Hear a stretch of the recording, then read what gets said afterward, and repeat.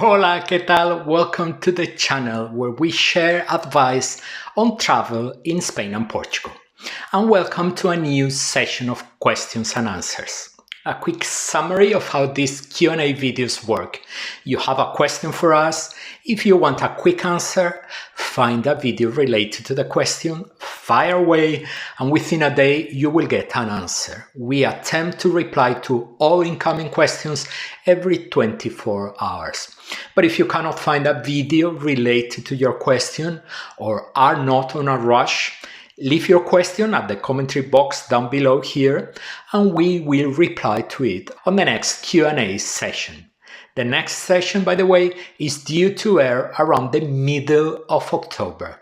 So without further ado, let's get started with your questions.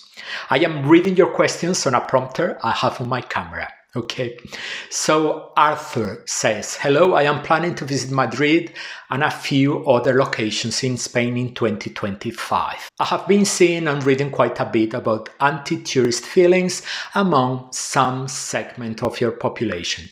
Can you give me and others planning to visit a commentary or update on what we can expect? Love your channel and find it very useful when planning a trip to Portugal. Thanks, Arthur.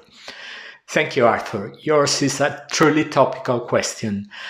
Anti-tourism feelings can be found in many tourist cities around the globe right now.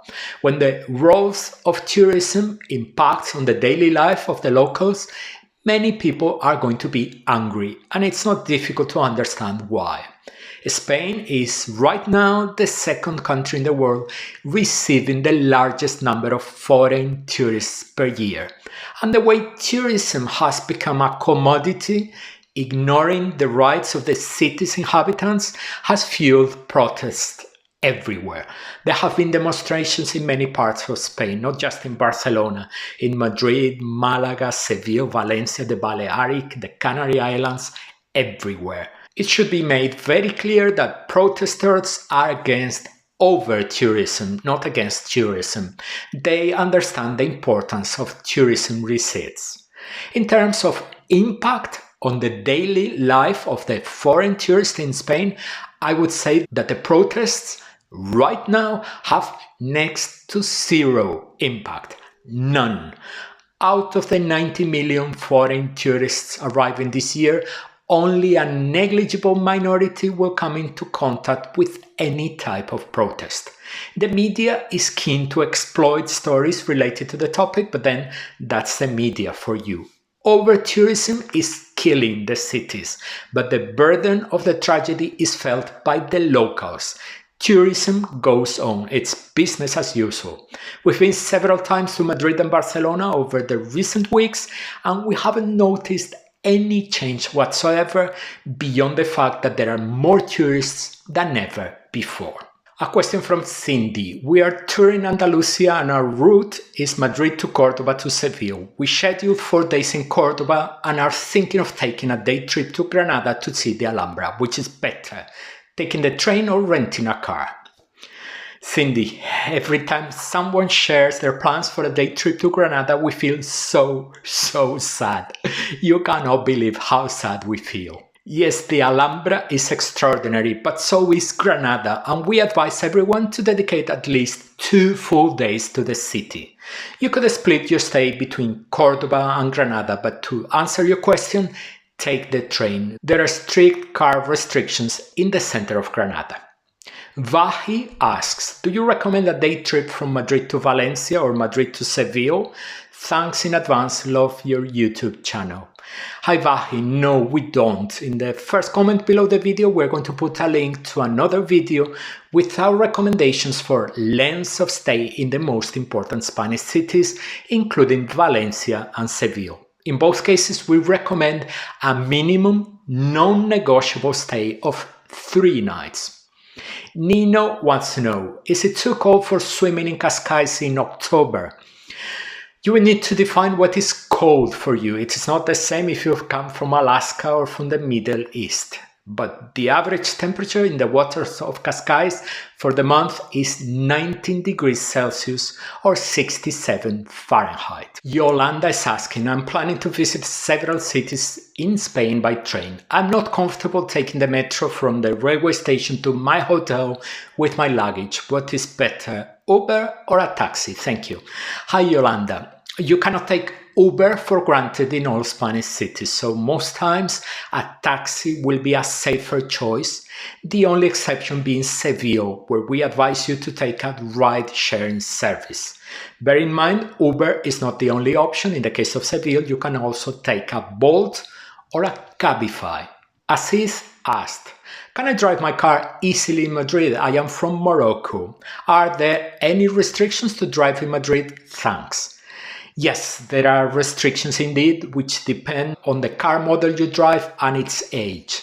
Ask your hotel for specific advice. In our video on mistakes you should avoid making in Madrid, we explain what a great error it is to drive a car in Madrid. Ted has 2 days in Barcelona before a cruise in November, traveling from North America, and is wondering if it's a good idea to spend any time in Barcelona. Well, Ted, absolutely. Barcelona is one of the most outstanding cities in the world. In 2 days, you will barely get to know it. There's so much to discover. So the more days you can dedicate to it, the better. Do check out our long list of videos on Barcelona, link below the current video. GW Sports wants to know, how do I get from Madrid to Bilbao? Well, you can fly, you can take a bus, or you can take a direct train. The plane is the faster option, but the bus and the train are also okay. Ashutosh. Hello Tony, I'm a student coming to Barcelona for my studies, so I have 2 questions. What would be the best mode of transport to travel from Barcelona airport to Gracia with heavy luggage? And is there any pass in Barcelona on monthly or quarterly basis which would allow to access all public transport like metros, trams and even the buses with one single pass? Please let me name the name of the pass and its price. Hi Ashutosh, regarding your first question, take a taxi, there's absolutely no doubt about it. Regarding the second, I would ask your education establishment as to the benefits you might be entitled to as a student resident in Barcelona. You may be able to buy a pass an occasional visitor has no access to. AMP1219. Hi Tony, we want to attend a Real Madrid football match next month while traveling there. There is one scheduled for September 22, but the time on the team website says TBD. I want to buy tickets now to secure our seats, but worried the start time won't work for us. Do you know if the tickets are refundable after they announce the start time? Well, getting football tickets in Spain is a nightmare. Not only the prices border on the insane, the return you get for that investment is sometimes abysmal. League games can happen on Friday, Saturday, Sunday or Monday, or even during the week. You should understand the league round is scheduled for September 22nd, but the actual date of the match can be before or after that date. We are not familiar with the refunds policy of Real Madrid, but suspect that tickets are not refundable. We would only buy once the date has been confirmed. Francis and Daniel left similar questions for us on a topical issue. They want to know about the news being reported on the media and some YouTube channels as well on new hand luggage rules in Europe. And that's an excellent question, both of you. I have seen some of those videos you mentioned, and as ever, they fail to go to the source to make sure the information they are spreading is correct. We have 2 completely different issues here. On the one hand, with the introduction of advanced technology scanners in a few European airports some time ago, the European Union decided to increase the limit of liquids that could be transported in hand luggage whenever the traveler was going to use one of those airports. I'm sure neither you nor most of you watching this video were aware of that change. Well, now the authorities have realized that those scanners need some fine-tuning to be fully reliable and have decided to return to the previous limits, which already existed for everyone, 100mm containers. For the vast majority of travelers, nothing has changed. In fact, the vast majority of travelers hadn't even heard about the change. I don't think this change deserves a YouTube video, to be honest. And on the other hand, in 2023, the European Parliament urged the Commission to do something about the different weight and size limits on carry-on baggage, which, as you probably know, changed from airline to airline. This was a suggestion by the Parliament without any effective repercussions, on which the Commission has not yet acted.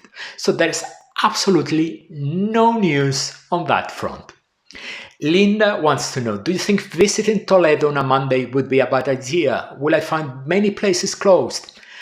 Hi Linda, contrary to what is the case in many Spanish cities, the most important tourist attractions in Toledo, including those that the Toledo wristband gives you access to, open on Mondays. So it wouldn't necessarily be a bad idea. We talk about the Toledo wristband on our Toledo travel guide. Link under the video. Wendy wants to know, do you think a 20-minute connection at Atocha station is possible? Well, if the train arrives on time, if you know your way around the station, and if the lines at the security check are not too long, you might just about make it. But we never buy connections at Atocha of less than 45 minutes. We consider them to be too risky. Karen wants to know, how long in advance should I buy my tickets for the trains in Spain? Karen, buy your train tickets as far in advance as possible. The companies that run high-speed trains in Spain operate in much the same way as airlines. Their price table is dynamic. A ticket bought in advance might cost 20, bought a few days before travel, 120. The cheapest prices sell out first. As time goes by, the only prices left are those ones that nobody else wanted. We've got quite a few videos dedicated to high-speed train travel in Spain. We're going to leave the link below the videos so you can check them out carefully. And still on the issue of high-speed trains, Alex wants to know, I'm searching for train tickets to go from Madrid to Barcelona at the end of December, but cannot find any. Have they sold out? Well, no, they haven't. When you search for tickets in Spain and don't find any results, in the vast majority of cases, it is because the sale of those tickets for those dates hasn't begun yet. You will have to wait. The Christmas period is always highly critical. Ticket sales only start a few months or even weeks in advance. I'm just saying, that's the name of the user, is asking about proof of financial means on entry to Spain. I find the requirements a bit vague in terms of the documentation. We've been twice and have not had this requested. Is it sometimes? Is it getting stricter? Hello, well, we have a video where we address the questions you left for us. Link in the first video below this one. And yes, immigration control in Spain at least is random. Most people won't have any documents requested beyond their passports. But if you are unlucky and you are asked for all those documents and you don't have them, you might run into trouble. It's really up to you, but the only way of having 100% quiet passage through immigration is to comply strictly with all the requirements. And that was a Q&A session for today. In a few weeks' time, we'll be back with more of your questions. We are always delighted to try and help. In the screen, you will see now a video that I'm sure will be very handy to prevent making some serious mistakes when you come to Spain. We're waiting for you in that video.